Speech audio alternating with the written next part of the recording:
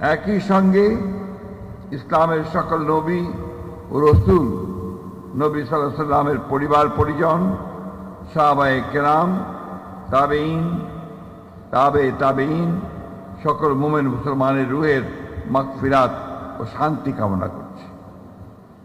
প্রিয় মুমিন মুসলমানগণ, মহান আল্লাহ তাআলা মানব জাতির হেদায়েত, মুক্তি ও কল্যাণের জন্য সর্বশেষ নবী রাসূল হযরত মুহাম্মদ সাল্লাল্লাহু আলাইহি সাল্লামকে পৃথিবীতে প্রেরণ করেছেন।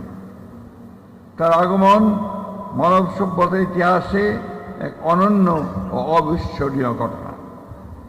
তিনি সমগ্র বিশ্বের জন্য রহমত স্বরূপ। পবিত্র কোরআনে মহান আল্লাহ বলেন, আমি আপনাকে সমগ্র বিশ্ব জগতের জন্য রহমত স্বরূপ প্রেরণ করেছি। সূরা আল আম্বিয়া আয়াত 107। হযরত মুহাম্মদ সাল্লাল্লাহু আলাইহি সাল্লামের জীবন ও আদর্শ বিশ্ব মানবতার জন্য চিরন্তন পথনির্দেশ। তার চরিত্রে সত্যবাদিতা, ন্যায়পরায়ণতা, ক্ষমাশীলতা, সহনশীলতা, মানবিকতা ও পরম মমত্ববোধের অনন্য সমন্বয় ঘটেছিল। দরিদ্র, এতিম, অসহায় ও নিপীড়িত মানুষের প্রতি তিনি ছিলেন মমতাশীল। নারী, শিশু, প্রতিবেশী, মেহনতি মানুষের অধিকার আদায়ে তিনি দিয়ে গেছেন সুস্পষ্ট নির্দেশনা।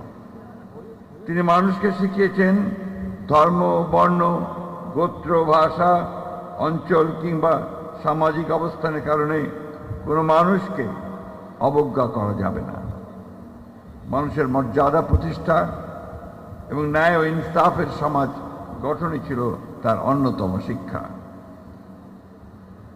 রাসূলুল্লাহ সাল্লাল্লাহু আলাইহি ওয়াসাল্লাম বলেছেন, তোমাদের মধ্যে সেই ব্যক্তি উত্তম যে তার চরিত্রে উত্তম। মহান আল্লাহ রাসূল সাল্লাল্লাহু আলাইহি ওয়াসাল্লামের অনুপম চরিত্রের প্রশংসা করে পবিত্র কোরআনে ইরশাদ করেছেন, নিশ্চয়ই আপনি মহান চরিত্রের অধিকারী। সূরা আল আহব আয়াত 21। মহানবী সাল্লাল্লাহু আলাইহি সাল্লামের এই পবিত্র চারিত্রিক বৈশিষ্ট্য ও শিক্ষা আমাদের ব্যক্তি, পারিবারিক, সামাজিক ও রাষ্ট্রীয় জীবনে সততা, নৈতিকতা ও উত্তম চরিত্রের সর্বোচ্চ গুরুত্বকে স্মরণ করিয়ে দেয়। আল্লাহ বলেন, রাসূল করিম সাল্লাল্লাহু আলাইহি সাল্লাম হলেন উসওয়াতুন হাসানাহ, অর্থাৎ সর্বশ্রেষ্ঠ আদর্শ। আজকের বিশ্বে হিংসা, সংঘাত, অসহিষ্ণুতা, বৈষম্য, উগ্রতা, মিথ্যা ও নৈতিক অবক্ষয় যে বিস্তার ঘটছে, তা থেকে উত্তরণের জন্য মহানবী সাল্লাল্লাহু আলাইহি সাল্লামের আদর্শ অনুসরণের কোনো বিকল্প নেই। তার বিদায় হজের ভাষণে মানব মর্যাদা, সাম্য, ভ্রাতৃত্ব, ন্যায় বিচার ও পারস্পরিক অধিকারের যে মহান শিক্ষা উচ্চারিত হয়েছিল, তা আজও সমগ্র বিশ্বে মানব জাতির জন্য অত্যন্ত প্রাসঙ্গিক।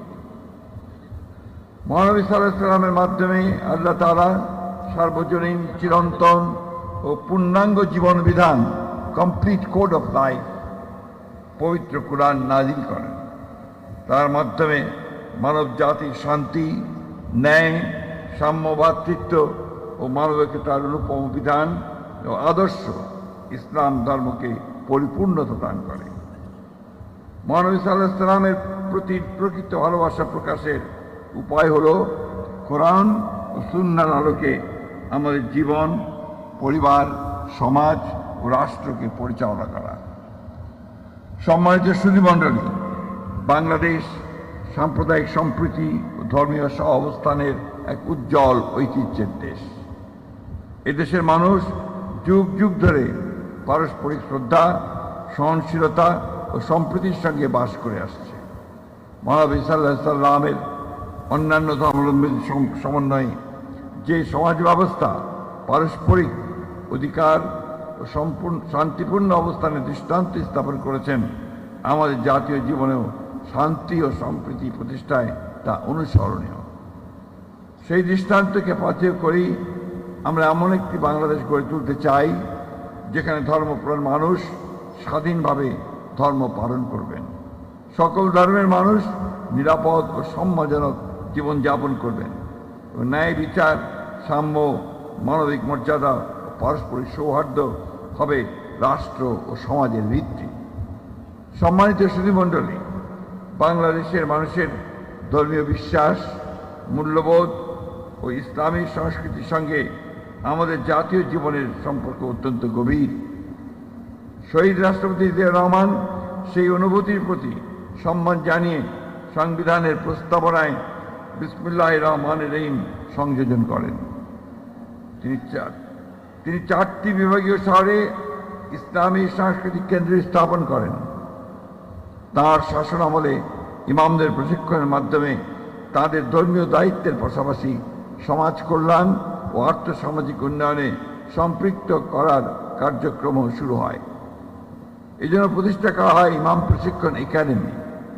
পরবর্তীতে 1993 সালে সাবেক প্রধানমন্ত্রী দেশনেত্রী বেগম খালেদা জিয়া মসজিদ ভিত্তিক শিশু ও গণশিক্ষা কার্যক্রম চালু করেন।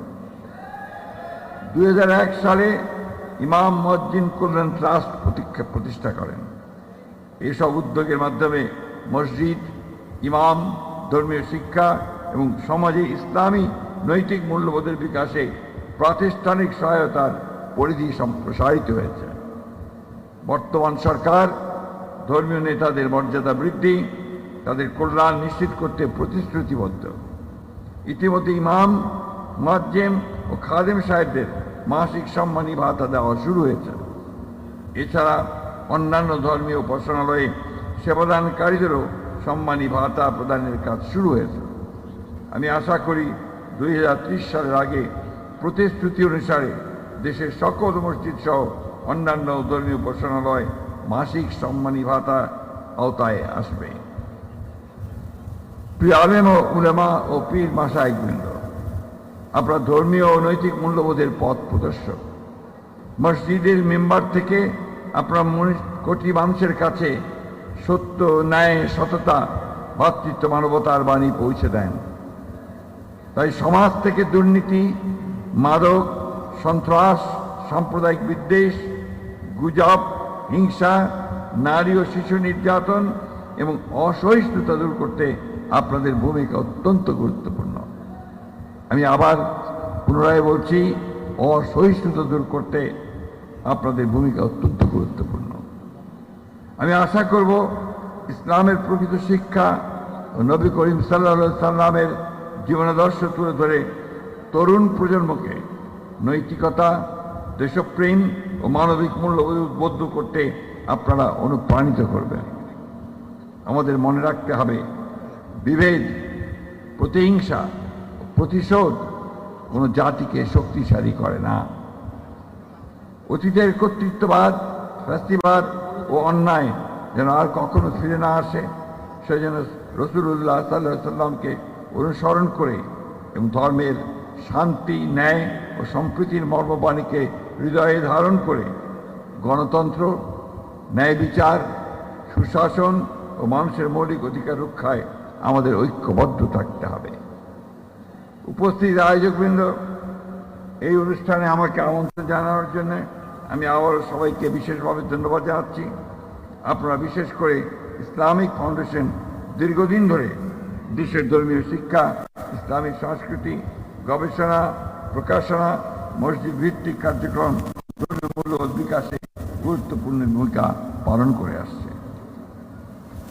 আমার বিশ্বাস, পবিত্র ঈদে মিলাদুন নবী সাল্লাল্লাহু আলাইহি ওয়াসাল্লাম উপলক্ষে আয়োজিত এই ধরনের কর্মসূচি ইসলামের শান্তি, সৌহার্দ্য ও মানব কল্যাণের বাণী মানুষের কাছে পৌঁছে দিতে কার্যকর ভূমিকা রাখবে। আমি এই মঞ্চে আসার আগে আমাদের মাননীয় ধর্মমন্ত্রী, পরবর্তীকালে প্রতিমন্ত্রী মহোদয়, ইসলামিক ফাউন্ডেশন এবং বাইতুল মুকাররমের সম্প্রসারণ, উন্নয়ন এই বিষয়ে কথা বলেছেন। আমি অবশ্যই সরকারকে অনুরোধ করব যে তারা যেন এই বিষয়টি গুরুত্ব সহকারে গ্রহণ করে এবং এই বিষয়গুলো যেন বাস্তবায়িত করা সম্ভব হয় সেই বিষয়ে তারা উদ্যোগ গ্রহণ করবে। পরিশেষে পবিত্র ঈদে মিলাদুন নবী সাল্লাল্লাহু আলাইহি ওয়াসাল্লামের এই মহিমান্বিত দিবস উপলক্ষে আমি সকলের প্রতি আহ্বান জানাই, আসুন আমরা মহানবী হযরত মুহাম্মদ সাল্লাল্লাহু আলাইহি ওয়াসাল্লামের সত্য, ন্যায়, সততা, সহিষ্ণুতা, ক্ষমা ও মানব প্রেমের মহান আদর্শে নিজেদের জীবন ধারণ করি। ধর্মের নামে বিভেদ বৈষম্য নয়, ইসলামের শান্তি ও মানবতার বাণী ছড়িয়ে মহান আল্লাহ আমাদেরকে সকলকে প্রিয় নবী হযরত মুহাম্মদ সাল্লাল্লাহু আলাইহি ওয়াসাল্লামের জীবন ও আদর্শ অনুসরণ করার তৌফিক দান করুন। আমাদের দেশ ও জাতিকে সকল অনিষ্ট, বিভেদ ও অশান্তি থেকে রক্ষা করুন।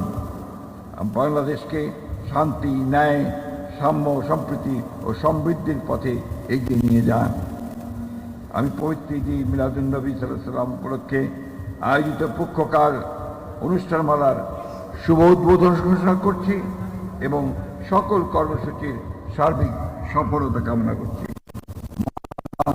আমাদের সহায় হন, আমিন। আল্লাহ হাফেজ। বাংলাদেশ জিন্দাবাদ। সম্মানিত সুধী মণ্ডলী, আমাদের জাতীয় জীবনে রাসূলুল্লাহ সাল্লাল্লাহু আলাইহি ওয়াসাল্লামের শিক্ষা ও আদর্শ অনুসরণের আহ্বান সম্বলিত উদ্দীপনামূলক অসাধারণ ভাষণ প্রদান করার জন্য গণপ্রজাতন্ত্রী বাংলাদেশের মহামান্য রাষ্ট্রপতিকে গভীর শ্রদ্ধা এবং অশেষ কৃতজ্ঞতা জ্ঞাপন করছি। মহামান্য রাষ্ট্রপতি, আপনার ইসলামিক ফাউন্ডেশনের কাজের স্বীকৃতি আমাদেরকে উৎসাহিত করেছে। বাইতুল মোকাররম জাতীয় মসজিদের সম্প্রসারণের প্রতি আপনার মমত্ববোধ জাতীয় মসজিদের মুসল্লিদেরকে অনুপ্রাণিত করেছে। আমরা আয়োজকদের পক্ষ থেকে আপনার সুস্বাস্থ্য এবং দীর্ঘায়ু কামনা করছি। সম্মানিত সুধী মণ্ডলী,